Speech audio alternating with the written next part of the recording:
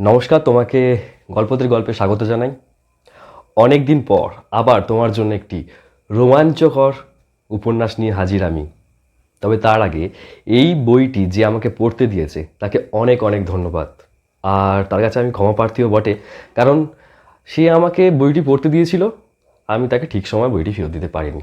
এটি করা কিন্তু ঠিক না, কিন্তু আমি জানি সে আমার উপর অনেকটি রেগে গেছিলো। সুকন্যাদি, তোমাকে ধন্যবাদ, তার সঙ্গে সত্যি ক্ষমা প্রার্থী, এরকম আর হবে না। আর অনেক বেশি ধন্যবাদ এই কারণে, তুমি আমাকে এত সুন্দর একটি রোমাঞ্চকর থ্রিলার বই, আমাকে রোমাঞ্চকর থ্রিলার বলাটা ভুল, রোমাঞ্চকের বাংলা মানে ইংরেজিতে থ্রিলারই বলে, যাই হোক, তো তুমি পড়তে দিয়েছো তার জন্য অনেক অনেক ধন্যবাদ। অসম্ভব সুন্দর একটি বই, মানে ভয়ঙ্কর সুন্দর যাকে বলে।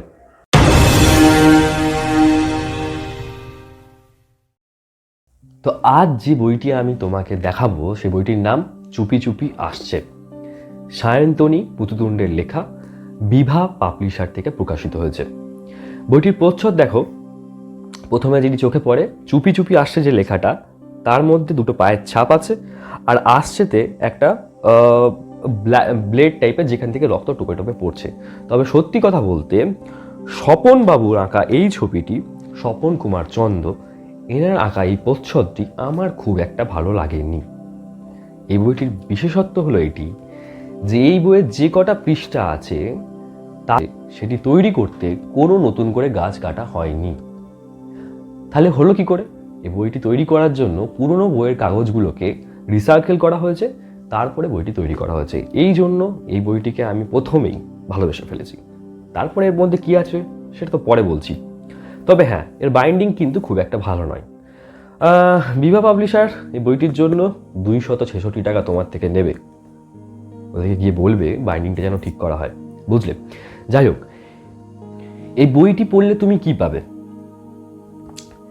এই বইটি বা উপন্যাসটির ভেতরে একটা গল্প লেখা আছে, যেটি তুমি এই গল্পের পিছন দিকটাতেই মোটামুটি বুঝে যাবে যদি বইটি পিছন দিকে পড়ো।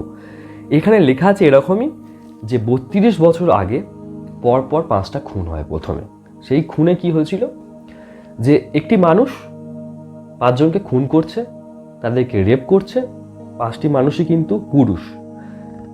তাদেরকে রেপ করছে, তাদের গলা কেটে দিচ্ছে, গলার ওপর একটা হাঁড়ি বসাচ্ছে এবং লিখছে গেস হু, আমি কে, কে খুন করছি। তারপরে তাকে থানার সামনে গিয়ে ফেলে দিয়ে আসছে।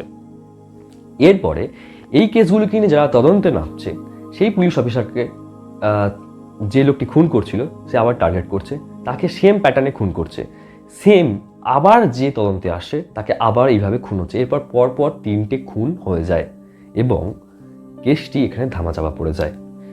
32 বছর পর আবার রিওপেন হয়। কেন রিওপেন হলো সেটি জানার জন্য তোমাকে এটি পড়তে হবে। 32 বছর পর যে মানুষটি আবার তদন্তে এলো সে কি আবার খুন হবে? এটা জানার জন্য তোমাকে এই বইটি পড়তে হবে। তোমাকে আমি বলে রাখি, যে মানুষগুলো মারা গেছে, খুন হয়েছে, তারা সবাই কিন্তু রেপ হয়েছে। সে মানুষগুলি সবাই কিন্তু পুরুষ, অর্থাৎ যে রেপ করেছে সেও পুরুষ, মানে খুনি এখানে একজন পুরুষ এবং সমকামীও বটে।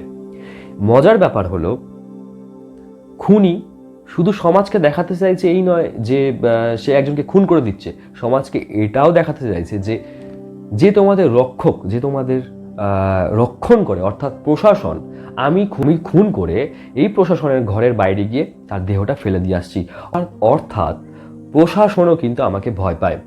সমাজকে সে বড় একটা মেসেজ দিতে চাইছে। এবার আমি তোমায় কেন এটা পড়তে বললাম? শুধুমাত্র কি এইগুলো জানার জন্য? আজ্ঞে না, এখানে লেখিকা একটা মস্ত বড় মেসেজ দিতে চেয়েছে আমাদের সমাজকে। মেসেজটা কিরকম জানো?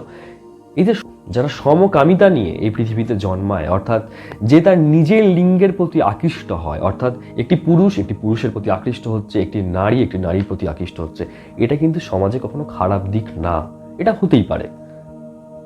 কিন্তু আমাদের এই অশিক্ষিত সমাজ সেটিকে কোনোদিনই মেনে নিতে পারছে না, পারে নাও। তাই সমকামিতাযুক্ত প্রতিটি পুরুষ এবং নারী বা মানুষগুলো সবসময় লাঞ্ছনা তিরস্কারের শিকার হয়। সে যেখানেই যায় তাকে নিয়ে নয় টোন টিটকিরি, নয় তিরস্কার, লাঞ্ছনা করতেই থাকে, কোনো না কোনোভাবে এইভাবে লেগেই থাকে। এখন এটিকে অনেকে সহ্য করে নেয়, এটিকে অনেকে সহ্য না করতে পেরে নিজেই আত্মহত্যার শিকার হয়। এবং কিছু মানুষ আছে যারা সমাজকে দেখাতে চায় যে আমরাও তোমাদের ঊর্ধ্বে, অর্থাৎ এই সমাজে যারা সাধারণত নারী এবং পুরুষ তাদেরও ঊর্ধ্বে আমাদের ক্ষমতা আছে। এই ক্ষমতা দেখাতে গিয়েই অনেক সময় ক্রাইম হয়ে যায়। অর্থাৎ আমাদের এই সুশিক্ষিত সমাজ, তথাকথিত সুশিক্ষিত সমাজ, তাদেরকে ঠেলে দেয় এক অন্ধকার ক্রাইমের জগতে, যেটা একদমই এই সুশিক্ষিত সমাজের কাছে কেউ আশা করে না। তাই আমি অবশ্যই বলবো এই বইটি তোমাকে পড়তে। এই বইটি পড়লে তুমি শুধু যে একটা সামান্য গল্প বা একটা ক্রাইম থ্রিলার পড়বে তা নয়, একটা বিশাল বিশাল বড় মেসেজ পাবে। আর অবশ্যই অবশ্যই তোমাকে অ্যাডাল্ট হতে হবে এই বইটি পড়ার জন্য, কারণ প্রাপ্তবয়স্কদের জন্য এই গল্পটি।